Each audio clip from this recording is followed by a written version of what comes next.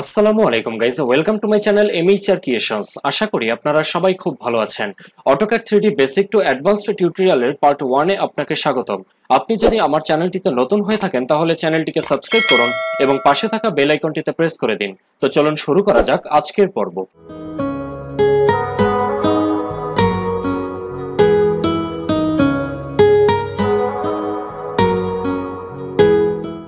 AutoCAD 3D সম্পর্কিত সবকিছু আমি ধীরে ধীরে পর্ব আকারে ধারাবাহিকভাবে আমার চ্যানেলে তুলে ধরার চেষ্টা করব।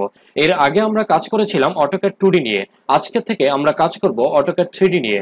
আজকে যেহেতু অটোক্যাড 3D টিউটোরিয়ালের প্রথম পর্ব, তাই আমি আপনাদেরকে দেখাবো কিভাবে অটোক্যাড 2D থেকে 3D তে কনভার্ট করতে হয় এবং 3D এর ইন্টারফেস সম্পর্কে একটা ধারণা দেওয়ার চেষ্টা করব। এবং পরবর্তী পর্ব থেকে অটোক্যাড 3D যে বেসিক টুলস গুলো রয়েছে সে সম্পর্কে আমরা আলোচনা করব। তো চলুন শুরু করা যাক। আপনি যখন অটোক্যাডটিকে ওপেন করবেন তখন সেটি কিন্তু 2D ফরম্যাটে থাকবে, অর্থাৎ এক্স অ্যাক্সিস এবং ওয়াই অ্যাক্সিস ফরমেশনে আপনি কাজগুলো করতে পারবেন।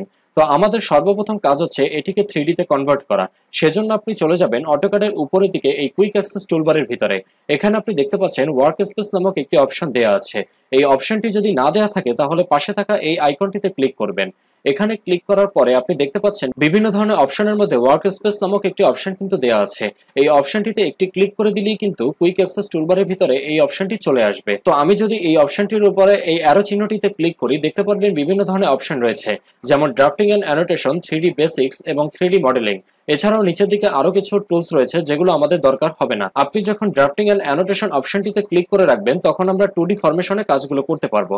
এরপরে আপনি যদি সেটিকে 3D তে কনভার্ট করতে চান তখন এখান থেকে 3D বেসিক্স বা 3D মডেলিং যে কোনো একটিতে ক্লিক করতে পারেন।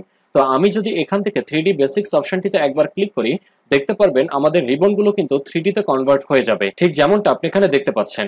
অর্থাৎ এই টুলস গুলোকে কাজে লাগিয়ে আমরা অটোক্যাড 3D এর কাজগুলো করতে পারবো। এরপরে আপনি যদি এই আইকনটিতে ক্লিক করে 3D মডেলিং এ ক্লিক করেন তাহলে দেখতে পারবেন 3D মডেলিং এর আরো একটি ফরম্যাট কিন্তু আপনার সামনে চলে আসবে। এখন প্রশ্ন হচ্ছে 3D বেসিক্স এবং 3D মডেলিং আসলে ডিফারেন্সটা কি? 3D বেসিক্স এবং 3D মডেলিং মূলত একই রকমের কাজ করে থাকে। 3D বেসিক্স এ যখন ক্লিক করে আপনি কাজগুলো করবেন তখন শুধুমাত্র বেসিক কিছু টুলস আপনাকে দেওয়া হবে।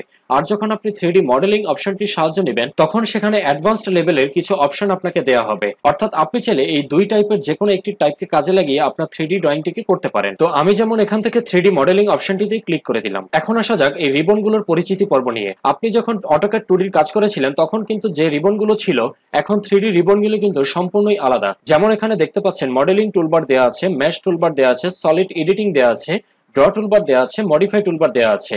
এভাবে কিন্তু বেশ কয়েক রকমের টুলবার এখানে রয়েছে। তো এর প্রত্যেকটির কিন্তু আলাদা আলাদা কাজ রয়েছে, যে কাজগুলো আমরা পরবর্তী পর্বে শেখার চেষ্টা করব। আজকে যেহেতু প্রথম পর্ব তাই আমরা এর ইন্টারফেস সম্পর্কে আলোচনা করছি। তো আপনি যখন অটোক্যাডের রিবনগুলোকে 3D তে কনভার্ট করবেন তখন দেখতে পারবেন আপনার ড্রয়িং ইউনিটটি কিন্তু আগের মতো 2D ফরম্যাটেই থেকে যাবে। অর্থাৎ এক্স অ্যাক্সিস এবং ওয়াই অ্যাক্সিসেই কিন্তু এটি থাকবে, সেটি কিন্তু 3D তে কনভার্ট হবে না। তো সেজন্য একই সাথে আপনার ড্রয়িং ইউনিটটিকেও 3D তে কনভার্ট করে নিতে হবে। তো সেটি আপনি কিভাবে করবেন? তো আপনি চাইলে এখান থেকে এই ভিউ টুলবারের সাহায্যে সেগুলো করতে পারেন এবং বাম দিকে থাকা এই কর্নারের উপরের অপশনগুলোকে কাজে লাগিয়েও একই কাজগুলো আপনি করতে পারবেন। তো আমরা যদি ভিউ টুলবারের ভিতর থেকে এই ভিজুয়াল স্টাইলস অপশনটির উপরে একবার ক্লিক করি, দেখতে পাচ্ছেন বিভিন্ন ধরনের অপশন এখানে দেখাচ্ছে, যেমন 2D wireframe, hidden, realistic, shades of grey, এছাড়াও আরো কিছু অপশন এখানে রয়েছে। আমাদের এখানে দেখতে পাচ্ছেন 2D ওয়্যারফ্রেমটি সিলেক্ট করা আছে, যে কারণে আমরা 2D ওয়্যারফ্রেমে কাজগুলো করতে পারবো। এখন যদি আমি এর নিচের অপশনটিতে ক্লিক করি, অর্থাৎ 3D নেভিগেশন, তাহলে দেখতে পারবেন আরো কিছু অপশন রয়েছে, যেমন top, bottom, left, right, front, back এবং বিভিন্ন ধরনের আইসোমেটিক অপশন দেওয়া আছে। এগুলোর সাহায্যে আপনার ড্রয়িং ইউনিটটিকে আপনি 3D তে কনভার্ট করতে পারবেন। তো আমাদের এখান থেকে যেমন টপটিকে সিলেক্ট করা আছে, যে কারণে আমরা এখন 2D ফরমেশনে কাজগুলো করতে পারছি। তো এটি যখন আপনি পরিবর্তন করবেন তখন আপনি এখান থেকে 2D ফরমেশনটিকেই রেখে দিবেন। শুধুমাত্র আপনি 3D নেভিগেশন অপশনটির উপরে একবার ক্লিক করবেন।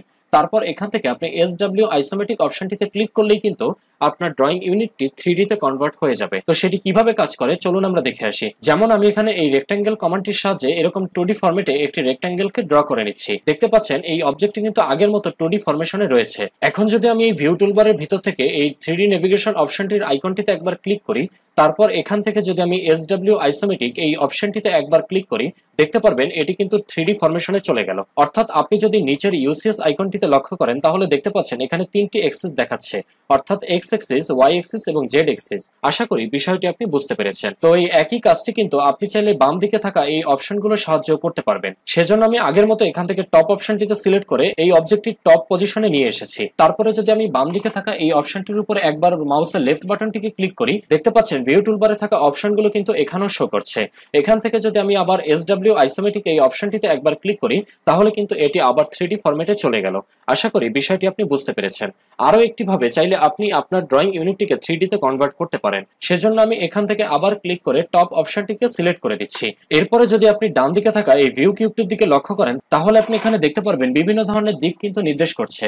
যেমন এখানে নর্থ, সাউথ, ইস্ট এবং ওয়েস্ট অর্থাৎ 4টি দিক সম্বলিত একটি ভিউ কিউব এখানে দেওয়া আছে, যেটি আমাদের অটোক্যাড 2Dর ক্ষেত্রে দরকার হয় না, কিন্তু অটোক্যাড 3Dর ক্ষেত্রে সবচেয়ে গুরুত্বপূর্ণ ভূমিকাটি রাখে। তো আপনি যেমন এখানে দেখতে পাচ্ছেন টপ দেওয়া আছে, এখান থেকে আপনি যদি একটু লেফটের দিকে আপনার মাউসটিকে নিয়ে যান দেখতে পাচ্ছেন কর্নারের দিকে একটি লাইট কিন্তু শো করছে। এছাড়াও আপনার মাউসটিকে যদি এই ভিউ কিউবের যে কোনো স্থানে নিয়ে যান দেখতে পারবেন লাইট শো করছে। অর্থাৎ এগুলোর সাহায্যে আপনি আপনার ড্রয়িং ইউনিটটিকে 3D তে কনভার্ট করতে পারবেন। এখন আমি যদি এই এস এবং ডাব্লিউ এর মধ্যবর্তী যে কর্নারের অংশটি রয়েছে এখানে যদি একবার ক্লিক করি দেখতে পাচ্ছেন এটি কিন্তু SW ফরম্যাটে চলে গেল।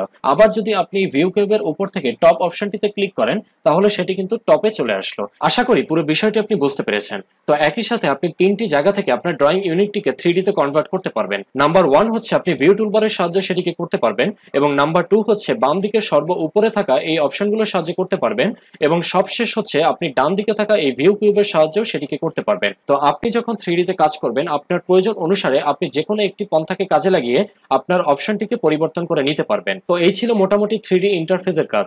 এছাড়াও বাকি যে অপশনগুলো রয়েছে তা আমরা পরবর্তীতে দেখার চেষ্টা করব। এরপরে আপনি যদি অটোক্যাডের নিচের দিকে চলে যান, যে মডেল টুলবারটি দেখেছেন এখানে কিন্তু কোনো রকমের পরিবর্তন আসবে না। অর্থাৎ অটোক্যাড 2D তেও যে মডেল টুলবারটি থাকবে অটোক্যাড 3D তেও সেই একই রকমের মডেল টুলবারটি কিন্তু থাকবে। অর্থাৎ শুধুমাত্র উপরের এই রিবনগুলো বাদে বাকি সবকিছুই কিন্তু আগের মতো থাকবে। তো এই ছিল মোটামুটি আজকের মতো। আশা করি পুরো বিষয়টি আপনি খুব ভালোভাবে বুঝতে পেরেছেন। ভিডিওটি ভালো লাগলে লাইক করুন এবং চ্যানেলটিকে মাস্ট সাবস্ক্রাইব করুন। পরবর্তী ভিডিওতে দেখা হবে অন্য কোনো বিষয় নিয়ে। সে পর্যন্ত সবাই ভালো থাকবেন, সুস্থ থাকবেন, এই আশা রেখে আজকের মতো এখানেই শেষ করছি। আল্লাহ হাফেজ।